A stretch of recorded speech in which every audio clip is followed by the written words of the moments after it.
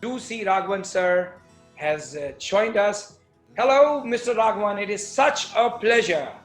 Hello, sir. And Hello. welcome, Mukesh sir. Hello. Hello, sir. Yeah. Thank you. Thank you. Mukesh sir, since you are here and I can see Yes. Raghavan sir also, I would be very quickly giving the stage to both of you.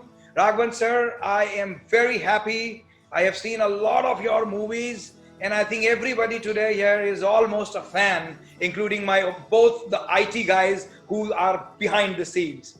I really want you to, they are really excited and they have made some really good promos from our studio. I'm sure you must have seen. Yeah, I've seen them and they are they have fun, great fun. I mean, I don't believe all the hype about myself, but yeah, they're super. And there is a bald man also in the middle of the whole thing. Well, that is me. Okay. Right, sir. Over to you, Mukesh, sir. Very good evening to you. I pass on the stage without taking much of your time. All the best. Thank you. Thank you. Thank you so much, Saurabh. Good evening, Mr. Sriram, and thank you so much for joining us on this program today. I think Saurabh has already given you some small indication of Mr. Raghavan's background. We will in this program, dive a little deeper into Mr. Raghavan's successful journey from where he started and where he is today as a very, very successful, director and a screenwriter. I think he needs no introduction. The fact is that I must, cannot refrain from sharing. Mr. Raghavan has produced some very outstanding super hit movies, hits and super hits. Just to name a few: Ek Hasina Thi, Johnny Gaddar, Agent Vinod, Badlapur, and of course we all know Andhadhun. So he has, successfully screenplay written and directed these movies. He's also a winner of almost every award that you can think of, be it the IFA awards or for best director, best film, best screenplay, you name it. Entertaining thriller, short fiction. He has also won several awards globally. He has been honored by the Golden Sparrow Award, which is a prestigious award, an international award, as also for being recognized by the Banda Dunal Film Festival, where he's hosted some of his films. So thank you, Mr. Raghavan sir, for giving us the opportunity to interacting with you today. I can assure you that there are several fans on this amongst the attendees this evening. I too am a kind of a dedicated fan of yours. Thank you. But let me start, Mr. Raghavan, by Sir, can I just interrupt you once, because I have not made hits and super hits. Actually, what happened is my initial films didn't do well, but they got a lot of appreciation. So in that sense, I was never in dearth of work, because at least a few people in the industry sort of said, okay, one day probably a better, successful film kind of thing. So my last two films have been sort of very successful. The last one was, too much, and I have not produced them. I'm just the director.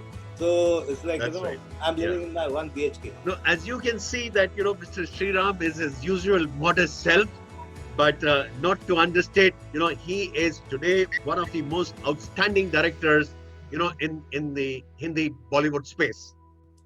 But Sriram, I've had the opportunity of interacting with you for the last 18 months, and I have, somewhat seen, how you operate. Let me start from the beginning. To share with the audience, Mr. Sriram, it is graduation in economics. Do you know that? He's an economist from the prestigious Ferguson College in Pune. His father was a botanist.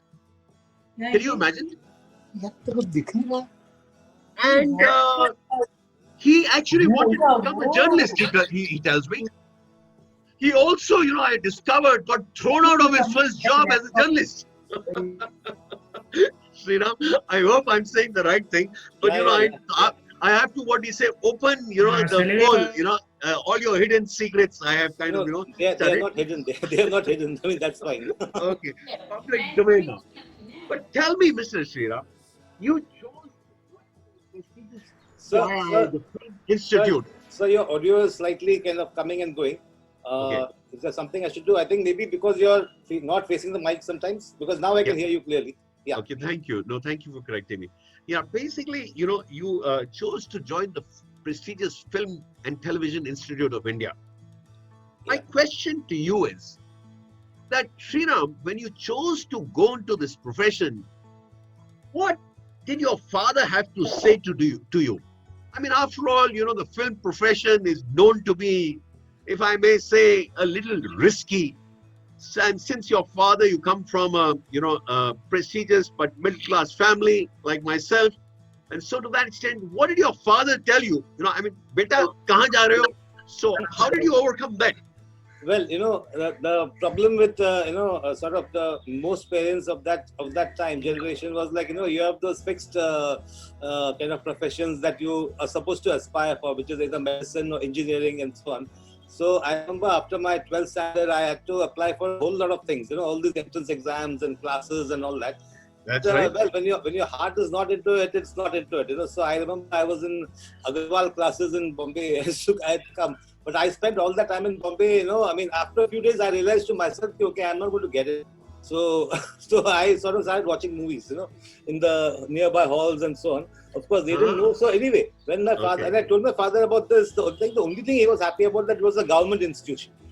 Okay. That's the only thing, Otherwise, Right. and plus it Right. has an entrance exam, which is probably not so easy to get into, and so maybe he thought, okay, one more he will not get into, but well, I got into that. So the secret of your success is that you ducked your classes and watched a lot of movies. Is that what you're trying to tell us? Sort of. I'm not saying everybody should do that, but I'm saying I should do that because you have to make best use of your time. Okay. Okay, so that was his entry, and thankful. We are thankful to the fact that he took that decision, because otherwise, we would have missed the opportunity of seeing such an outstanding kind of set of movies that he churns out. Tell me, Sriram, another interesting, curious question that I have of you. Yeah. Right from the beginning, I mean, for example, I'm told that the very first, film, if I may say, a documentary of sorts, Right. was based on an Indian serial killer. Right. I mean, that is why did you choose a subject such as that? See, I had just passed out of the film institute, and video had just come in a sort of big way, the VCR and so on. And there were a Yes. lot of things like video magazines, like News Track was a video magazine, and there was Lehre and so on. So this Uh-huh. was an idea by a producer to sort of, take the most successful cases of the Bombay police, and Right. it was Bombay, and kind of do a kind of a feature on them. So these are like documentaries. So I chose Raman Raghav out of a terrific choice of subjects because I just got fascinated by this character. Even he was a schizophrenic serial killer in the late 60s in Bombay, and he had killed over 40 people. So Oh my he was God. finally caught and so on. But for me, this was the first sort of assignment I got, and outside the film institute. The film institute, you are sort of protected. You're kind of Right. you've got the equipment, everything. Outside, when you go, you are being scrutinized by everybody around. Okay, what is Yeah. this guy going to do? You're a new person and so on. Uh-huh. So luckily, the subject was something which I was very, very, my heart was set on that. And secondly, I had a terrific actor, Raghuvan Yadav, who was playing Raman Raghav. And Yes. I did a lot of research, and it was a useful sort of experience for me. The most Uh-huh. interesting thing I would say about that film is that. Sorry? No, please carry on. Yeah. Yes. The Ravi, most kindly interesting mute thing- your mic, please. Yeah, Yeah. thank you. Yes. The interesting thing was what happened is I met a lot of police officers who had kind of worked on the case, and finally Uh-huh. I got a chance to meet the psychiatrist who had treated Raman Raghav just 2 days before my shoot. Oh. And that was he was sort of out of the country or something. Then he came back and I met him, and he told me, as I was asking him what happened, how was your interaction, and all the usual sort of questions. And as I Right. was leaving, he told me one thing, He said, don't treat him like a criminal. Treat him like a sick man. He was a sick man. So suddenly my script, which was like a thriller, I had to sort of, keep it aside, and I had, my dates were there 2 days later. So I had to sort of think on the spot and rewrite that film, So that was the only thing I would say was a kind of a, oh, what to do now kind of thing. But we sort of managed to crack it. But tell me, I mean, we've had various, serial killers. I can remember Charles Sorab being one, and many more, of such this thing. Nanavati was another, kind of serial killer. And you actually interacted with the people who dealt with the case. Is that right? Yes. I'm talking about, almost 30 years back. So it was a while ago. Okay. At that time, luckily, many of them were around and some of them had retired, but they were still sort of, there to help. But tell me, you have stuck with that, journey of yours, if I may say, because you have worked on several thrillers which are to do with revenge and anti-revenge and spy, and those kind of plots. So, which are why is it that you kind of you've kind of got into that particular groove, if I may say? I mean, it's like, why did P.G. Woodhouse write comedies, and like things like that? There is no real answer to it, except that I guess I've been fascinated by the sort of the crime genre right from childhood, whether it was Hardy Boys and things like that to James Hadley Chase and all those things. So of course now the books and movies everything has changed, but this was the genre that sort of attracted me the most. And the good thing is, within this genre one can explore a whole lot of human emotions. I mean, for example, Badlapur, I don't know whether people have seen these movies, but it is not I'm sure we've all seen that. It's actually an anti-revenge movie. It's advocating forgiveness actually. So that was the theme of the movie, which many people didn't get also, unfortunately, but that's the theme of the movie, And likewise, Andhadhun was actually a little more madcap, of course. Tell me, you are kind of, if I may say, the Alfred Hitchcock of the Indian cinema space. I mean, partly that way. I'm told you're inspired by him. Is that right? Yeah. I mean, by inspired, I love his work and kind of, it's like a big body of work. I mean, he's made about more than 50 films, and there's a terrific book by Francois Truffaut where they talk about the craft and art of filmmaking. So when I read that book, this was a filmmaker whose films I liked, his kind of ideas, his methods I liked. And so, he's of course a source of inspiration. And there are many other directors like that. It's not only Hitchcock. There are many Indian directors. There is Billy Wilder, and there are so many others.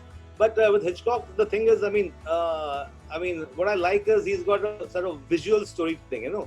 Most people, if you see most movies, you can sort of shut your eyes and just hear them, listen to them, and you can kind of understand the movie. Well, with Hitchcock, you have to watch the movie. It's like the camera is a part of the language. Right. But tell me, I've watched you, over the last 18 months work on a particular new movie of yours. But I find that you do a lot of research before you actually step into making a movie. Is that the secret of your success, that you actually go in deep into that subject almost kind of live that particular, find out and see how that persona works for you? Why do you spend so much time on research? So you know the story. Anyway, I'll tell the others. The movie he's referring to is not a thriller. It's a war film set in the 1971 war. It's about Arun Khetarpal, who's the youngest PVC from the Pune Horse Regiment. So it's a film on him, and a very interesting story that happened after his death too. He was martyred during the Western Front.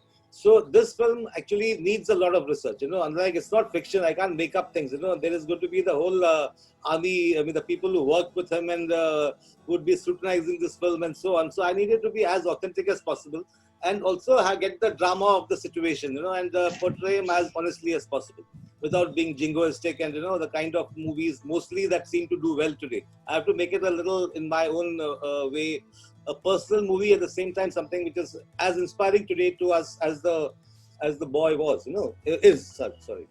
No, but tell me, Sriram, aren't you taking a risk in your career because you have been a champion of thriller movies, and now you're choosing a biopic kind of a movie, which is slightly uh, at a slightly different from what you've been so So, successfully doing.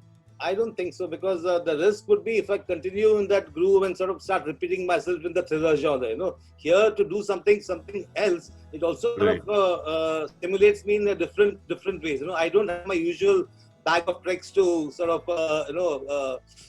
dazzle the viewer with kind of thing. So here I have to find new methods, and I'm also growing with every film I make. So it's like, and this is a subject which particularly I feel in today's sort of whatever, I mean. The way we are live now in today's India, I mean, a film like this is sort of really required. It's not just an action film; it's much more than that. Uh-huh. Now, if I may, relate, your journey so far, what we've discussed, and relate it to the corporate world, Yeah. uh, which means, I mean, it seems to give me an idea that, initially you got into a particular area and then you started going deeper and deeper and deeper into that area. And that's how you kind of, became more successful in what you're doing. But then when you kind of reached a certain level, now you are also wanting to experiment, outside your domain area. And that is kind of, making you a better uh, director for the tomorrow. Not to say that you haven't been experimentative whilst making the additional movies, the successful movies that you have, which we will, shortly kind of try and understand more. But uh, if the inspiration, if I may say, is that you should take a chance, and it is better not to work in your comfort area, and sometimes step out of that comfort area, and that is what will make you a better person. Would that be fair to say, Mr. Sriram? Absolutely, I think you put it very well. And I don't know how to correlate my work to the corporate world, but I think you put it very well, because most of us sort of we start getting used to the comforts of the sort of the rewards and we are in the comfort zone and don't want to move out, and there are other Right. distractions and so on. Whereas I think as a filmmaker, you're constantly learning, constantly growing, and you need to do something. And I think likewise in the corporate world. I mean, I don't know what exactly that means, whether it's like leaving a certain kind of a job and going to another. I don't know whether it's as simple as that, but yeah, I think we should all look at ourselves every few years and sort of find ways to reinvent us. No, that's right. No, we also, we travel. We work in different markets. We work with different products. We work with different disciplines, and which kind of helps us to give us a more rounded experience in the corporate. Which most of these people who are watching the program today have been been working in the corporate side of the business. Let's come to some of your now, sir. Yeah, Let's ask what does our audience have to say on that, sir? With your chir parachit style of yes and no, if you may. Yeah, okay. So, I filmy I would actually. be happy if the audience can pose some questions on the chat, and we'll pick it up as we do, so that we are able to then throw some googlies at Mr. Sriram, and let's see how he feels them. For yeah, you. I'm enjoying myself thoroughly. Please ask. Okay. Now, sir, so what I'm going to ask you now is that you seem you've been churning out these films one after the other. But I did a little bit of research, and I found that in each of the movies that you took, if I may say, a dangerous or a risky, deviation, if I may call it. So let me try and explain what I'm saying. One of your earlier movies, you challenged the conventional norm of the Hindi, mainstream Hindi cinema.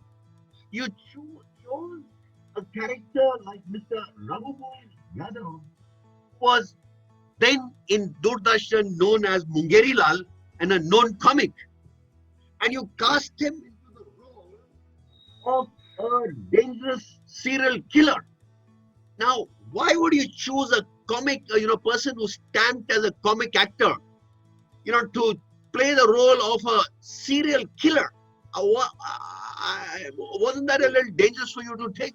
No, you're. I mean, totally thinking like a corporate, because exactly that's what the producer also said. Why are we taking him? He's a funny actor. Do a comedy with him, sort of thing, and take somebody else. And there were a lot of other Yes, options who were people who have played so-called villains. But for me, right. what happened is Raghuvan Yadav is somebody I'd never met him, but I also Huh. seen a beautiful film of his by Pradeep Kishan called Masi Sahib, which is I mean, it won the national award, and that was something which is, I mean, so different, and so he's such a good actor. And I just felt in terms of his mold and the body, but the kind of the body, the face, and everything, he can pull it off. So I had a bit of a fight with my producers to get him cast. But finally, I mean, actually today, unfortunately, the movie is not yet available, sort of online for people to see. But I'm trying to make sure it is very soon. But today, when you see that movie, it works only because of this powerful performance. Uh-huh. So Right. it's the skills and capabilities of the actor on which you were banking on. Did you do it again when you did when you cast Saif Ali Khan? When he was our mainstream Hindi cinema hero, and you cast him in the role of a manipulative gangster, Yeah, I who mean, he preys was upon unsuspecting women. he was modeled on Charles Sobraj. So yeah. So actually, what happened is, again, I was the first. That was my first feature film actually, and luckily I had a terrific producer, Ram Gopal Verma, who's I mean, he was making the most edgy films in the Hindi cinema at that time. And Right, so when we discussed Saif, my thing was that I have seen Saif's some of his movies before that, and he used right. to always. I thought he was a very smart and he is a smart, intelligent guy. Almost Uh-huh. doing the wrong kinds of movies, which he is not probably enjoying himself, because he's got a different sort of personality, sort of thing. So I thought Uh-huh. this would be something fab for him, and I told him also. I mean, he also was a little scared. Should I do Uh-huh. this or not? Because he was just getting a fan base after Dil Chahta Hai. And Okay. so he said, my sister's going to hate me for doing this movie and so on. But Uh-huh. finally, I mean, we convinced him, and he sort of convinced himself, and then he sort of sank his teeth into it. So it was, No, but yeah, that was chancy. It's like, somebody's put a comment which I, must read out to you. He says, from being a Dhyan Chand, who's India's most successful, iconic hockey player, to becoming a Sachin Tendulkar. It's something like that. So yeah, yeah, how yeah. do you kind of, become difficult to digest. No, but what happened is, after that, I mean, Saif has done a whole lot of varied sort of portrayals. Like, I mean, he did Omkara, which again is a fantastic kind of movie. And so I think again that is where he also stepped out of his comfort zone. I think the comfort zone is the most uncomfortable area we should think about. So So, are you saying that as a director, you can push the actors to go outside their comfort zone, and that's how they become better able to show their skills and capabilities? Is that the role of a director? no, I mean, the role of a director is quite a lot of things, but I think with actors, what happens is, once you cast an actor, the actor also comes a long way to enhance the film and the character. So usually I take actors who are hungry to do that particular character or kind of thing. I don't go by, oh, this is the most popular person around, or the most sort of the biggest face in terms of box office and all that. For me, if the Uh-huh. actor is good, he's really hungry for the role and suits my character, and he's got dates, then that's the man I want. And usually I've managed to so far, so far so good, sort of thing. The only time, you must also talk about one film of mine which didn't work, which had a very big star cast, again Saif Ali Khan and Kareena Kapoor, but that film Right. didn't work, Agent Vinod, and that probably has taught me a whole lot of. It's like another institute actually, film institute. So that's another part of your this thing which we will dive into a little later again. How success and failure shapes your career. As to be more successful. But you seem to be kind of again. I can't refrain myself from pointing out one more chance that you took in Badlapur. You chose Varun Dhawan, uh, and uh, and he played a middle-aged man, and he was out to avenge the brutal murder of his wife and his son. I mean, yeah, aren't you testing your luck, Mr. Sriram, again and again and again? Sir, I mean, I don't think so, because the thing is, what happened is, when Varun Dhawan, because he's the last guy you would expect for this to go through thing like that. And what I liked about him was he was bold enough to recognize the sort of the potential in that character and the role. So that Okay. was enough for me. And he was, of course, he was also a little scared. I mean, will I be able to pull it off and all that?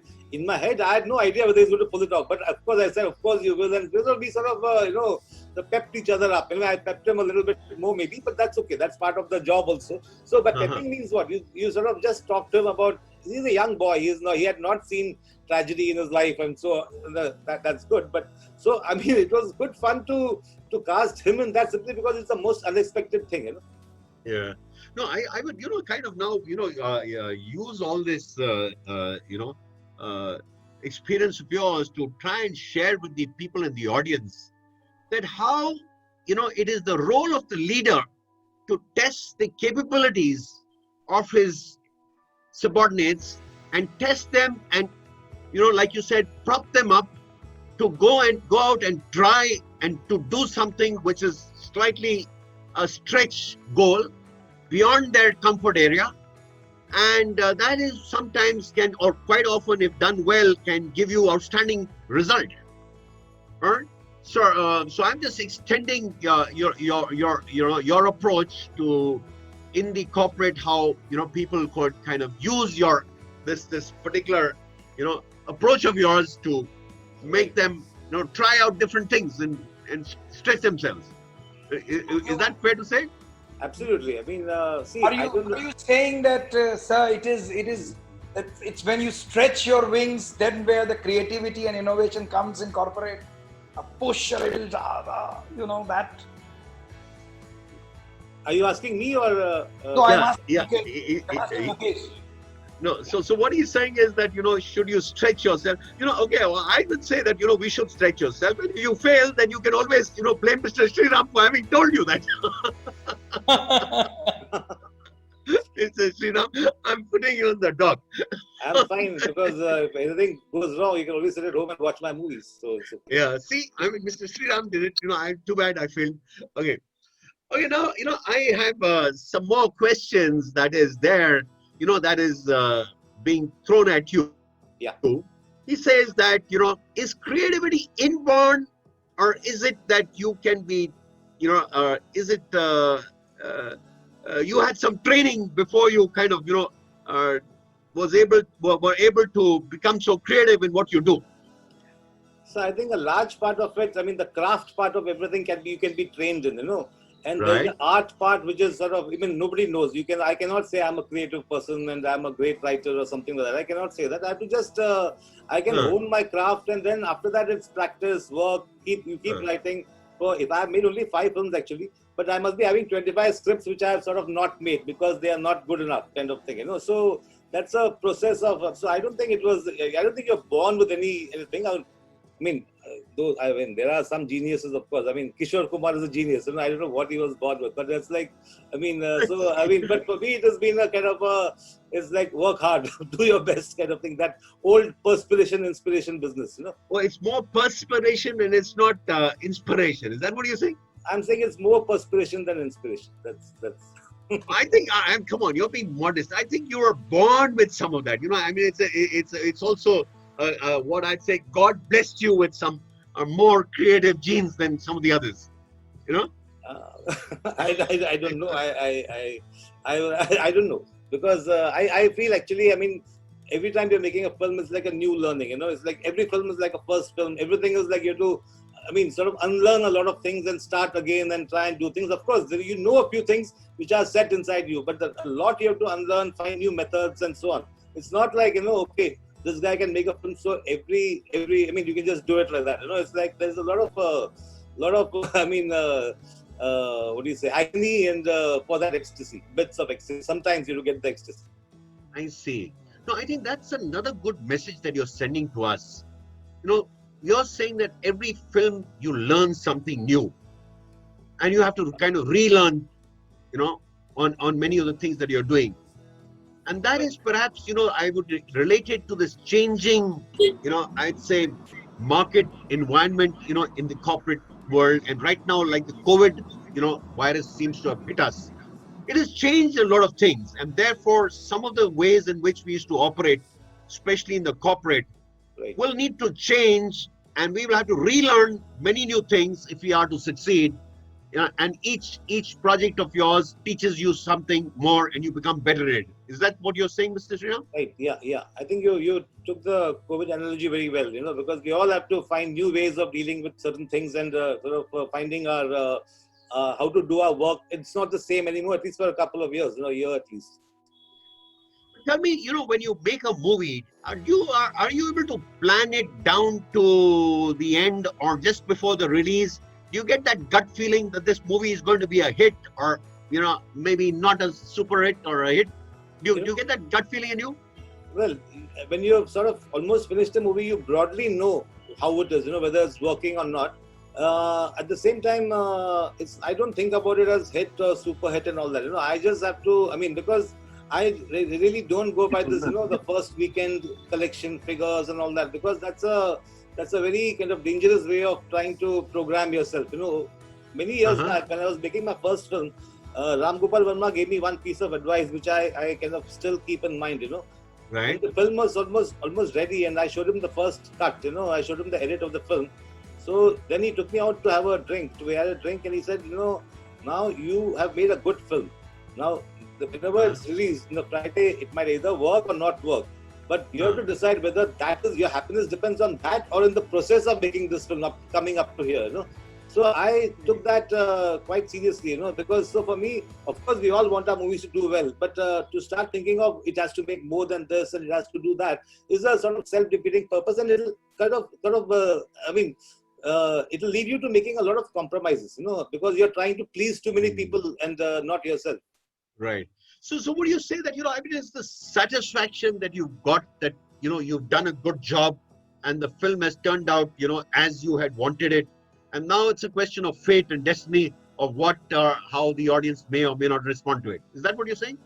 I'm saying that at the same time, if it doesn't work, for example, I'll have to be kind of aware, and I read a lot of, I read all the good critics, and try and see what's wrong, why did it go wrong, and so on. And that happened to me once with one movie, an expensive movie, Agent Vinod, where it did, I knew there were some issues, but I thought because I've got a very big star cast and great songs and good kind of a lot of scale and so on, I thought I'll get away. I thought I'll get away is a dangerous thing to sort of, keep in your mind. So when the film didn't work, of course, I was disappointed. My actors were disappointed. Everybody was disappointed. But at the same time, we had worked the hardest on that movie. So it was like, it was like, we shot for a lot and we really spent and worked hard. That is the main thing, But it didn't work. So you learn your lessons from that, of course. And sometimes the other way around, maybe you just kind of made a movie, you didn't think it's going to be such a super hit, and it turns out to be a blockbuster. Well, that's, I hope it happens. No, I must quote with you. I'm told that, Andhadhun grossed over 300 crores rupees in China, of all places. Yeah. Why would a chinky like to, relate to a movie like that? Yeah. So, were you surprised? Well, of course, it was a pleasant surprise, because what happened is the film had released in India about 6 months back, and then I had gone to some festival actually abroad, and then I came back after 4 or 5 months. Suddenly, somebody said, "Oh, this film has been picked up for China," and then within a few days, it was like doing very well, and it made 5 times the amount of money it made in India. So I've often been asked, "Did you expect it?" And of course not. But then, if I try to analyze why did it do well in China, I think it's largely because I think cinema finally, movies are a universal sort of, like some movies, like Hitchcock's films, they are a visual medium, and about Andhadhun, I realized one thing in between while making the film, that the first half is almost like a lot of it like silent cinema, so it's like, it's easier to appeal. You're not really reading subtitles so much, you're watching and getting the story. The second half, of course, has some kind of a plotting and sort of so subtitles are required. But that would be my reason why that movie did well there, because otherwise the other movies that did well in China are usually family dramas, Indian films, Okay. Okay, now let's just come to a little bit, on how your craft of how do you direct it.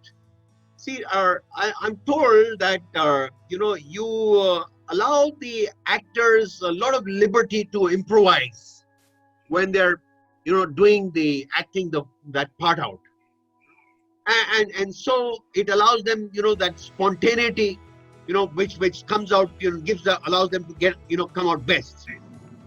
Right. But yet, I noticed that when you are, doing your own, preparation, you plan it very meticulously.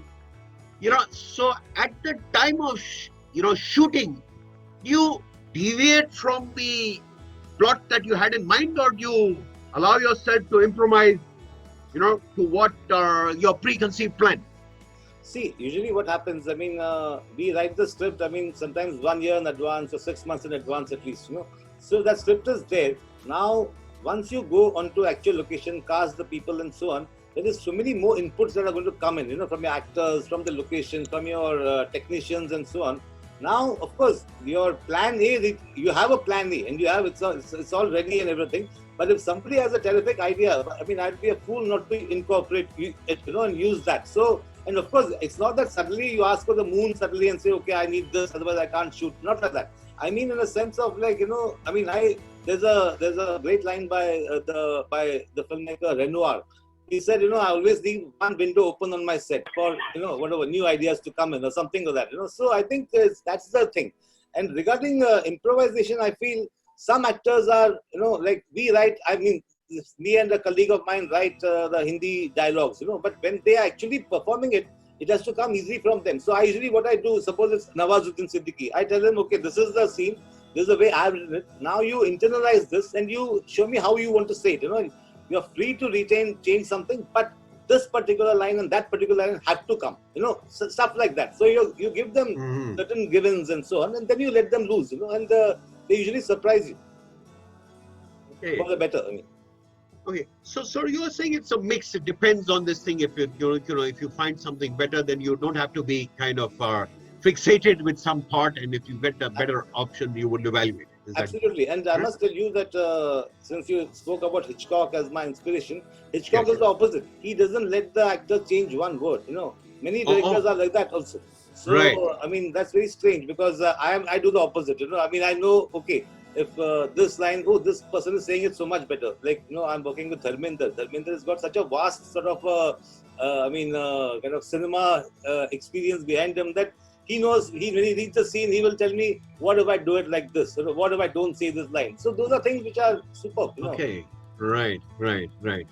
But tell me, as a director, you're the boss, I mean, the actor does what you tell him to do. It's not the other way around, or So I think the director is more of a sort of a guide, trying to get the best people together to make the best film, and you're just there to see it all kind of happen together. And my real job is to direct the audience, because the audience is somebody who has to be, okay, now they have to feel this emotion, now they have to feel that, now here would they laugh, That is my job. So you're not directing the actors and the technicians so much. That we are actually it's not a one person's job kind of thing. I mean, well, the director's name comes last, so he gets the maximum, credit or brickbats, whatever happens. But there are a whole lot of people involved in the film. So, I think that's well said, and there's a good message that I would like to share with the corporates here. See, what we call is the target audience, and sometimes we in corporates end up doing some work and we forget what is the need of the target audience. What you're saying is that no, don't forget that. You need to cater to what the audience expects, and therefore you are kind of weave your story to appeal to those kind of emotions. Yeah, I'll not use the word cater, though cater sounds very strange because a piece of a film or art, any art, Right. No, another good thing that I heard you say is that the role of the leader is not necessarily to be bossy, but to get the right set of people together and get the best out of them. Is that what you said? Yeah, absolutely. That I stick to, and I feel I've been very lucky in that sense that I've got a terrific set of actors, producers, or technicians around me. So it's like everybody's film. The other thing I feel, which I do a lot, which sometimes people get a little surprised by, is that I take a lot of feedback from people and take a lot of opinions, and I could sort of ask, like I will show my rough cut or my rough script to a whole lot of people, who are part of my team, of course. So then they are free to be brutal, honest, whatever they want to say. It is not that, okay, I mean, I'm the boss. It's not that at all, because the boss is the film, actually.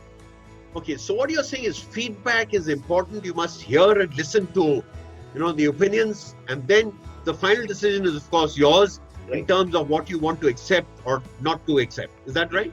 Yeah. Okay.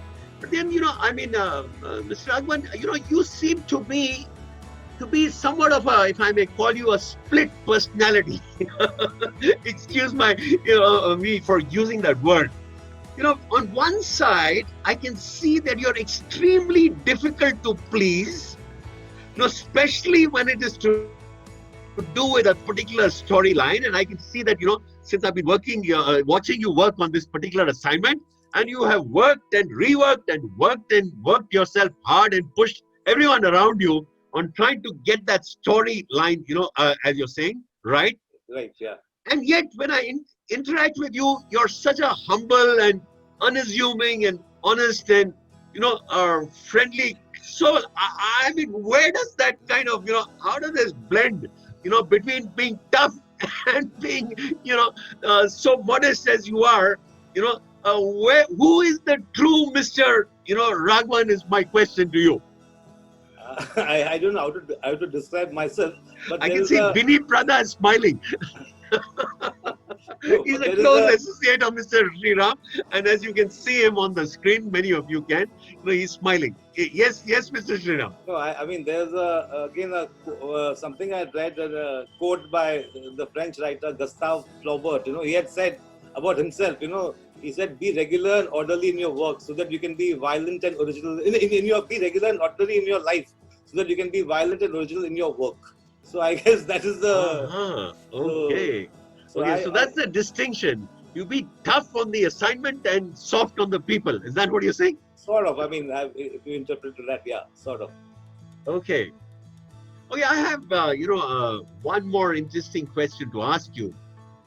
You're very choosy about your films. I mean, you've been in this line of filmmaking for what, over 20 years now or more? Yeah. Is that right, sir? Little more than that, yeah. Okay, more than 20 years. And yet, you have perhaps, a little more than a handful of movies that you've kind of made. Right. So, in other words, you kind of really take your time to choose, the projects that you want to do. So why is it that you have not gone faster? Because I'm told that, people are making four movies together at some point. Some production houses are making as much as that today. No, that's true. That is not. I mean, I don't think that is a virtue actually. I mean, I should be a little more prolific, but it so happened that sometimes there are external reasons for this, and sometimes, some movies do take time. Like for example, Ikkis, the one I'm doing now, it is taking time simply because it's a enormous sort of kind of a job. But some movies, like for example, Badlapur, sort of everything got over in a few months. The whole right from scripting to shooting the film. So that happens. But yeah, I don't think I'm as prolific as I should be. And when I see Woody Allen, who makes a film a year, so I just feel a little, what are you doing, idiot, kind of thing. So. I see. I'm also told that, somewhere you've been quoted as saying, and I've heard you say this on one of the videos that I was saying, I make a film only when I want to and when it excites me. Is that correct statement? Yeah, that's true, but probably it must be in some other context, because sometimes what happens, you get a lot of offers to do something which you don't believe in. Now, of course, there's a lucrative aspect to it, which somehow, luckily or unluckily, doesn't kind of entice me, So I try to do something which, something which because you're going to make a stay with the film for at least a year. So it has to be something that you really feel like every morning be throbbing with ideas and, full of excitement about it. It cannot be a job kind of a thing, It's not like that. Mm-hmm. No, I think that's well said. I'm going to try and extrapolate what you said again to the corporate world. One should do that which is of somewhat interest to you. If you're going to go to work and say it's one more boring day and one more boring year of my life, then perhaps that is not what life is all about. One should kind of, do something which is kind of, has some purpose and you have some, excitement factor to it. Would that be right to say? Absolutely, because our work is, I mean, otherwise, like especially in filmmaking. I mean, for me, I mean, the way I see it is everything is work. I mean, meeting people is work. I mean, it's not just sitting at the desk and working. So I don't know about corporates. How I mean, whatever corporates I've interacted with are usually producers of my films, and we don't have a very easy sort of. There's a lot of friction we have. So. Oh, I see. Okay, the corporates are not very nicely, exactly nice guys. Okay, I hear you. I, I hope the people in the corporate, listening to what you say. I'm talking about. I mean, I'm not talking any. But what I mean to say is like what happens in films. For example, in a corporate, there are so many people involved, and so Right, many people who are there to take a decision. And there are right, groups and so on who will sit and discuss, assess your script, and assess everything and all that. Whereas earlier, before the corporates came into the film industry, there used to be right. one set or one producer, who's like he likes the idea, he's got the money, he's the man you have to sort of convince. It's not like you don't have to convince what they kind of call the suits. So, Okay. Well, that's again a good message for us. But then tell me, I mean, you've been involved with the filmmaking business for over 20 years. You're saying, yeah. are things changing? Have you seen over these 20 years that filmmaking or has changed in any manner? I mean, it's like previously, let's say, people used to, like in music, I mean, people used to hear songs on cassettes, and then it became CDs, and these days people download songs. No, I mean, it completely, I turned its head in terms of, from our point of view, customer point of view. Right. No, and what about in the film world? Is there any change that you think that is happening? Is Bollywood going to look the same, let's say, 5 years or 10 years from now? No, definitely not. It's changing. I mean, every 5 years, actually, it's like there's a sort of almost a sea change happening. The whole if you look at this last 20 years, for example, the multiplexes came in, then digital came in a big way, then the OTT platforms came in, and suddenly the good thing is filmmaking has become much more democratic. I mean, anybody can take a little camera or even their phone and make a film. I mean, maybe not a feature film that will be released, but if you have Right. something to tell, you can find a way to tell it. And plus there are many more. I mean, it's no longer the profession like my dad thought. What is he getting into film industry? Mein kya hoga kind of thing. Now it's I mean, for the right people, it's a very lucrative profession also. Uh-huh.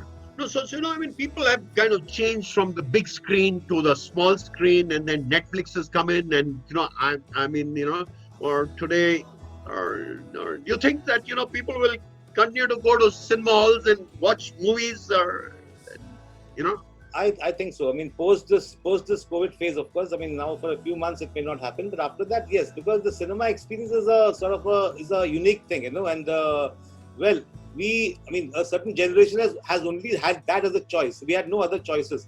But today the kids have got so many other choices, but still that will be one of the choices. I mean, it'll be, and that also will sort of enhance the kind of movies that are being made in the sense. I mean, you make films that are worth seeing in a hall, because I mean, many films you can see at home and feel quite satisfied. So the advantages for a filmmaker, I don't see. For me, yes, I would like to have a film, I mean, stream the theater, but the real shelf life of the film is coming in the OTT platforms, where all my films are available to watch by everybody in some platform or the other. So Right. they are still being watched. Whereas earlier, I mean, once the film is released and out of the theater, that's the end of it. Till it comes on television or something. So it's all good. I mean, you have to just embrace it. And you cannot grip and say it was better earlier. No, of course, movies, I'd always say, I mean, I love the 50s and 60s, but I was not making movies then. I can just go back and, romanticize about it. I love that period of Indian cinema, 50s, 60s kind of thing, the black and white era. But, well, so What much has about changed. what about technology? I mean, today a lot of animation is happening. Computerization is happening. And you're a director. So to that extent, do you also play a lot with technology to special effects, and God knows, 3Ds are coming. I mean, of course, technology is vital, and it's like, but I'm not a tech savvy person so much. But of course, I learn as much as I need to, because there's so much to learn. For a DOP, it'll be different. For a cameraman, it'll be different. For the sound and everybody, animation is a different. I mean, one can make entire films. And the thing is, today, the good thing for us is like, I mean, it's the process of filmmaking has become easier. I mean, whether you take whatever aspect you take, it's become so much more easier. And the same time, I mean, what really it's all about is the art of the stories. The stories have to be good. They have to engage. Otherwise, I mean, there's just, like there's so much to watch, but do you really, find what you want to watch and enjoy? It's not so easy. There's too many choices, and most of it is not very. I mean, it's not memorable. Hmm. But I mean, in filmmaking also, there's all these different elements, and somebody's, Mr. Vivek Parashar has put a question here, says that it's a question of how much time is taken, to make a film, and then the cost factor of it, the post production, the marketing. It's a full blown, I mean, project actually. And we in management are taught, project management as such, and saying that how does it work to get all the pieces together. So does the commercial part of it kind of also, you as a director, do you need to feel concerned on that, or Definitely. that is somebody else's headache? No. It's not somebody else's headache. It's not my headache, but it's my responsibility. So, I mean, I have to kind of ensure that, if there are people investing in a movie, that money has to be properly spent, and there has to be some, I mean, it's not about like, crazy profits, but you have to make enough. I mean, I look at it like this: if your film does well, then you can make another film, and the people are liking the film, then it's great. It's not that because you want to make money, you want to do all kinds of compromises or wrong things in the movie just to make it sell. That is something I don't advocate at all. Okay. No, Mr. Raghavan, thank you so much for sharing, a lot of thoughts that you have given us, and truly insightful. But are there some parting words that you'd like to leave, for this audience in terms of, and also, share with us your future, path. Where do you see yourself going from here to the next phase of of Mr. Sriram Raghavan? Well, the next phase, at least the next phase. Next phase is this war film, which I hope, if all goes well, will come out later next year. I mean, later part of next year. That is our so far our plan. And I don't have too much to share in this. But I'll tell you one anecdote about the film that didn't work, Agent Vinod. What happened is, now there was, I mean, I don't know whether this sort of is of any use in the corporate sense, but there was one situation in that thing, and this song is on YouTube, so you can watch the song later after the program, maybe, Right. So there was one situation. I had a very lovely song which Preetham had given me, terrific song, but I had no place in the movie to use it. And at the same time, I also had an action sequence which I felt was like one action sequence too many. Oh, if this comes here, people are going to just get action fatigue, kind of a thing. So I didn't know how to remove the action sequence and how to use this song. Then what we did at some point, suddenly this crazy idea came in. Let's combine the two. Let's make that action sequence into a song. So both the problems got solved, in a sense. So to people who didn't like the film, even like Raja Sen didn't like the film, but he said, "Oh, that song is wonderful." So that kind of a thing, So it gives a certain kick. And the other thing about that song I want to say, which I read an interview with John Woo, the Hong Kong filmmaker. So he was talking about while he was making a film. Sometimes what happens, a film takes a long time to make for some reason, some production fault or whatever. And the entire crew is sort of lost its motivations. It's just kind of one more day, that same film, same shoot. They all their minds sort of demotivated. So what he decided, he said, let me do this one sequence in a single shot, which means it's like the camera will not cut. It's an entire 3-4 minute, 5 minute sequence which is done in a single shot. He said, because of that thing, what I did, suddenly the entire crew got motivated because everybody is suddenly important in that, because it's not like, it's not easy, it's not cut. It's like you have to be the whole 70-80 people on the set have to be all kind of on the ball kind of thing. And so I thought this was, even I was having the same issue, my film was going on for a while and everybody was demotivated. I said, okay, great. So I combined all these things, and whether you like the film or not, that song is something which I feel a little proud of, happy about. Okay, that's interesting. So you did kind of, I guess, test your crew, and they kind of came out with this thing which worked well for you. But would you like to kind of, I'm sure the audience will be very interested to share some anecdotes of some of these, Bollywood personalities that you so closely engage with. I mean, could you share some, interesting insight about, I don't know, Varun or Tabu ji or somebody else that, you know, That is what is the flavor of the hour. We all were waiting for that. yeah. Sir, please tell us about your experiences with Saif, experiences with Varun, and I'll tell you why are we asking it. We are asking it because when too many creative people work, then certainly there are good times and bad times, and in corporate also, which Mukesh sir is going to throw more light on, is that there are too many heads going towards one good thing. So how does that happen? I mean, the conflict and the nice things and you got what I'm asking, right? Yeah, I got. But I mean, we don't have too many conflicts. Once people come on board in a film, of course, there will be differences on some scene. Maybe I've only had that with Saif and Agent Vinod. We used to have a sort of, because we were both seeing two different movies. So, Right. he was seeing it much more like a James Bond film, and I was seeing it much more like a Jason Bourne film. But the problem is, both of us sort of, I mean, I was also, I mean, what do you say? I mean, so that was the only area of, how do we treat this scene? Do we make it bigger and expensive and so on? Not otherwise, Saif, in the other movie, even in Vinod, he's an actor, he's fab. These are behind the scenes kind of little arguments and debates we have. But with the other actors, I'm really not. I don't know what's a funny incident. I mean, let me think. Because like Tabu, the most recent film which probably everybody has seen is Andhadhun. So I mean, Yes. I don't know whether there's any incident, so to say, which I can say, okay, this So is. she's a fantastic actor, a very personal favorite of mine. But yeah. So I mean, I can tell you one scene which is where Tabu's there, but the real character is Anil Dhawan. He was there, and he is an actor of the 70s actually. So there was one scene, if you remember in the film, where he comes home to give a surprise to his wife, and sort of sees her in bed with someone else, and the whole story sort of kickstarts from there. Whatever. So now there was one line which he was saying, "Very happy anniversary." That was what we had to say, and somehow it was a kind of a complicated shot because it took a little time, and somewhere by the time we came there, he used to kind of miss that line. He'll say something else. He'll say something else, and he'll not get that line.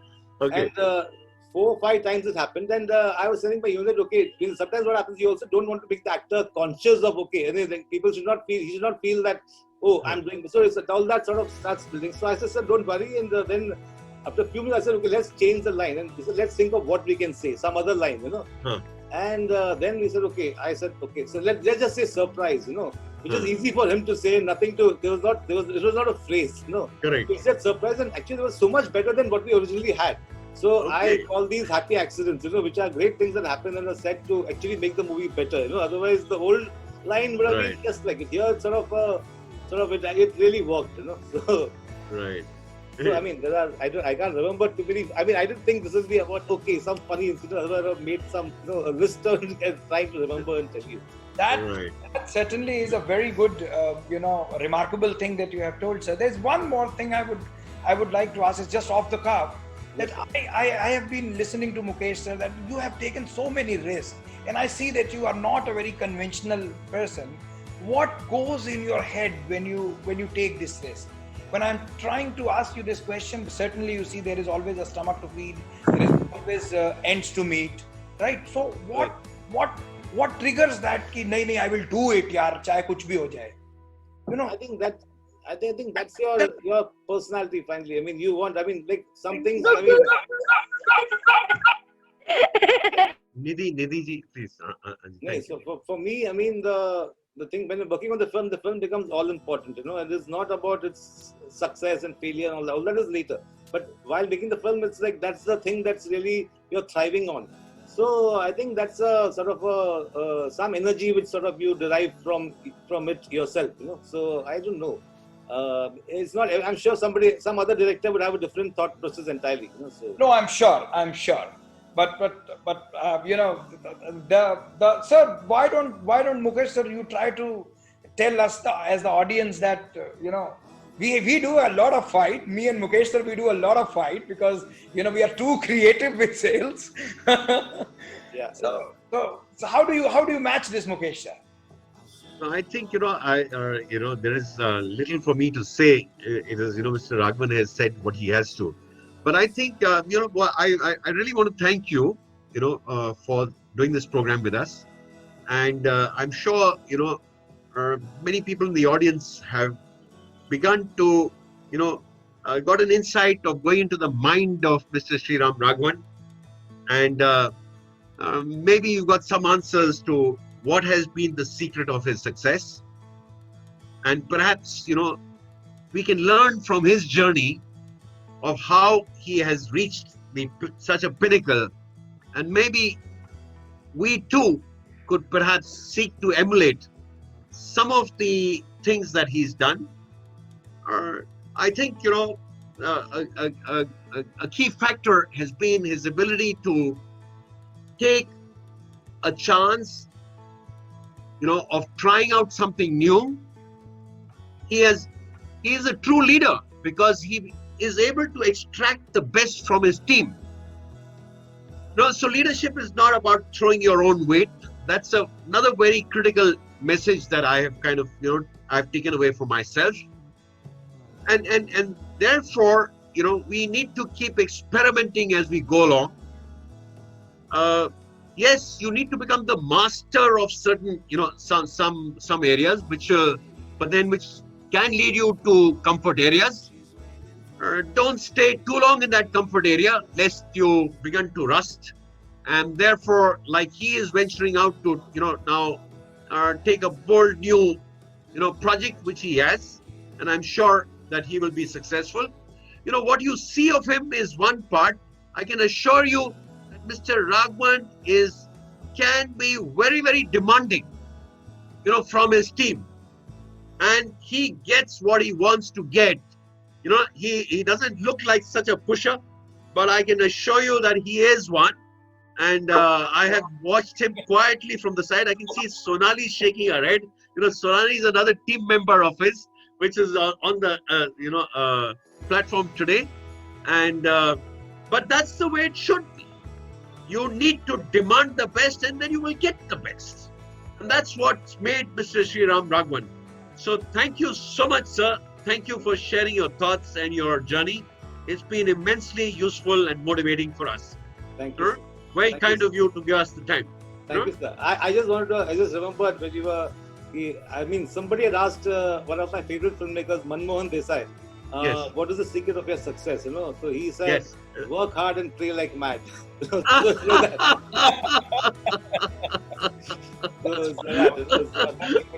I see. Work hard and pray like mad. Okay, well said. I think that kind of captured well. So you have to leave something to destiny and God.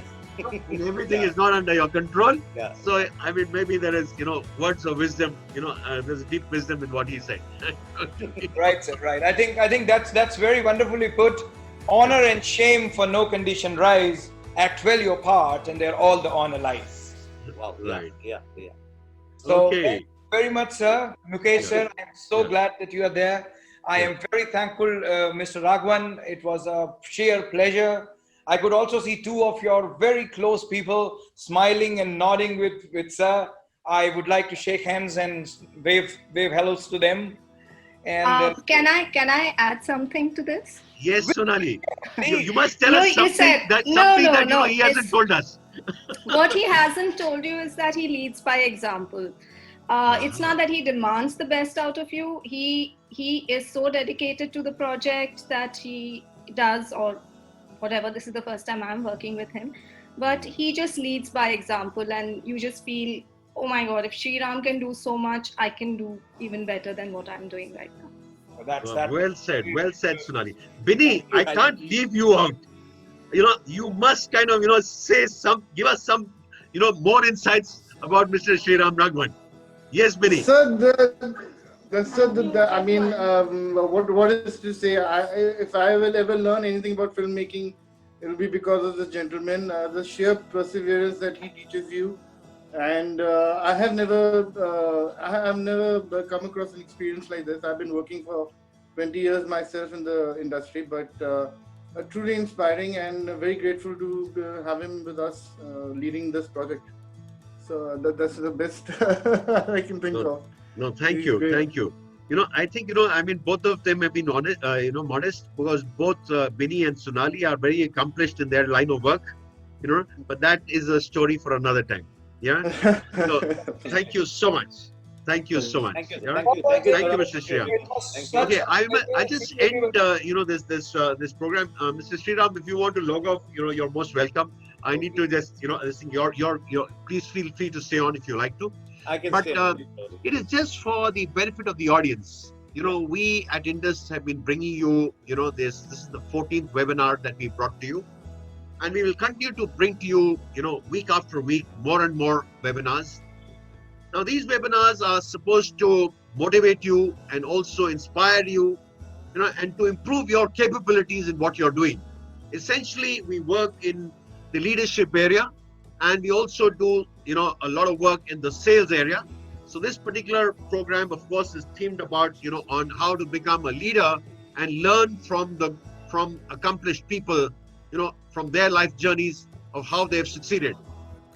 Yet, I will, once again request those of you who are joining the webinar today for the first time, kindly do share your email IDs, so that we can reach out to you and keep you informed of the programs that we will bring to you, because we got a very interesting program next week. It is by a very senior person from the corporate fraternity. His name is Mr. Siddiqui. He's the executive director of Maruti Udyog, and a very accomplished HR, person, to know. So I invite you to be part of that webinar, because he will certainly give you, straight insights of how the corporate world works and how Maruti has faced a serious disruption because of this COVID, and what he has done, to make it happen for them, because they seem to be swinging back, and what is their plan. So kindly do share your email IDs if you want us to kind of keep you informed. We also offer a more, deeper engagement, which is engagement, because in 1 hour's time, we intend to motivate and touch you in what you're doing. But if you want to enlarge your learnings and want to go deeper into the subject of your interest, then you will need to engage with us in a deeper program. There are programs which offer 6 modules of each, spread over week after week, and where we try and impact your capabilities either in the leadership space or in the sales area. So do let us know, and we will be in touch with you. So thank you very much, sir, once again, and I hope you have a safe and enjoyable weekend. Thank you very much, and good night to everyone. Thank you so much, sir. Yes, sir. Thank you very much. As we are, approaching on the evening of 14th, I would like to wish a very happy Independence Day to everybody, and not only from my side, from my entire, Indus family, and especially my IT team. You can see they have changed the background, and they are really doing a wonderful job there, I could see.